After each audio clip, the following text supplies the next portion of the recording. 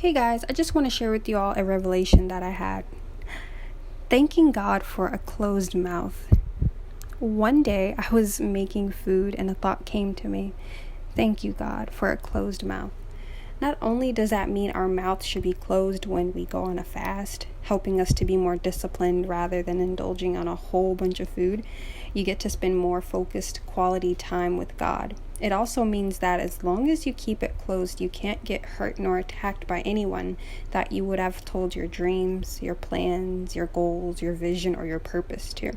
Some things are meant to be left unsaid and left between you and God. Do not allow anyone to sabotage your dream because not everyone will agree, nor care, nor understand what God is showing you and is doing in your life.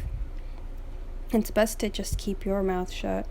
There's one more reason why we should keep our mouth shut, though, when there's a temptation to argue. Know when to speak and when to be silent. Understand that you don't always have to be right. You don't always have to have the last word. You don't always have to get it off your chest. If anything, I want you to remember this, what someone told me before. Be nice, if not, be careful. Also, remember this saying, if you have nothing nice to say, it's best to say nothing at all.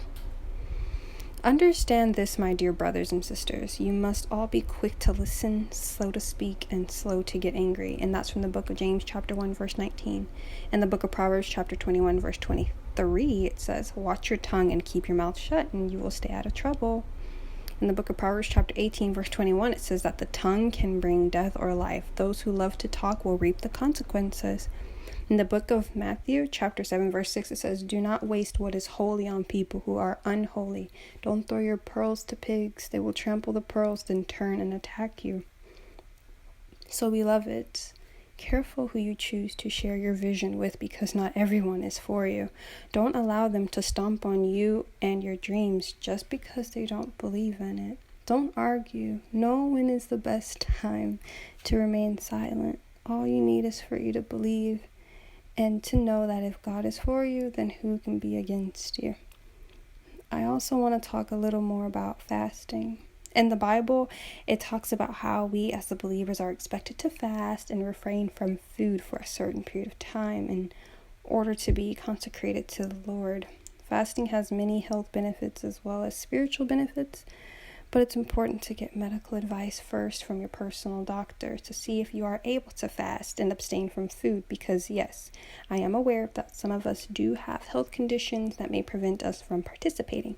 So if that's you, there are other potential ways that you could fast. For instance, fasting from sugar, fasting from your phone and social media, or basically anything that just takes up way too much of your time.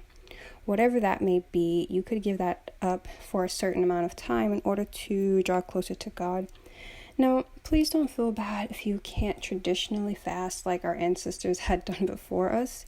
God will see your heart and honor your sacrifice. In the Bible, there are different types of fasts, so I recommend when you have some free time, go and research the different types of fasts that took place throughout the Bible. I've personally done the 21-day Daniel fast where you only eat fruits and vegetables. And that particular fast has blessed me tremendously in my walk with growing closer to God, learning how to hear from Him and clarifying my vision. Fasting has also helped me to discover my hidden gifts, talents, and overall purpose in life. When you go closer to God, you reap so many benefits. If it weren't for fasting and growing my inner man spiritually, I wouldn't be at this point where I am now. So all glory be to God. To name a few, there is the 10-day and the 21-day Daniel fast where you only eat fruits and vegetables. There's also the 3-day water fast in the book of Esther, as well as the 40-day water fast that Jesus did in the wilderness. Again, due to health reasons, some people may just do a partial fast where they skip breakfast and eat at lunchtime or even wait until 6 p.m. to eat. It all depends on you. But just know that fasting in itself is not easy, but as long as you stay in prayer, seeking the Lord during this time, He will surely reward you, strengthen you, and empower you to keep going. He also told me recently, the key to living a fasted life is to stay committed to God. Now, in the book of Matthew chapter 6, verse 16 to 18, it says, and when you fast, don't make it obvious, as the hypocrites do, for they try to look miserable and disheveled, so people will admire them for their I tell you the truth, that is the only reward they will ever get. But when you fast, comb your hair and wash your face. Then no one will notice that you are fasting except your Father, who knows what you do in private, and your Father who sees everything will reward you. Now, guys, today I'd like for you to think about the promises and dreams that God has placed upon your heart. Write them down, keep them sacred, and know that in the perfect time they will come to pass.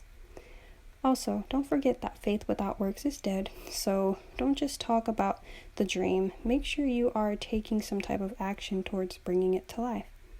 Don't try to figure everything out all at once. Trust God for the blueprint. What steps can you take today towards your vision? Even if it's just spending 5 minutes jotting down ideas, go after your dreams in silence. Think of a way on how you can be more committed to God. What are you willing to sacrifice in order to spend more quality time focused on Him? Whether that's getting off of social media for a few days to seek Him, or deciding to just get breakfast to pray and study His Word. Really seeking God and His righteousness. Choose today how you would like to devote your time to our King. God bless you.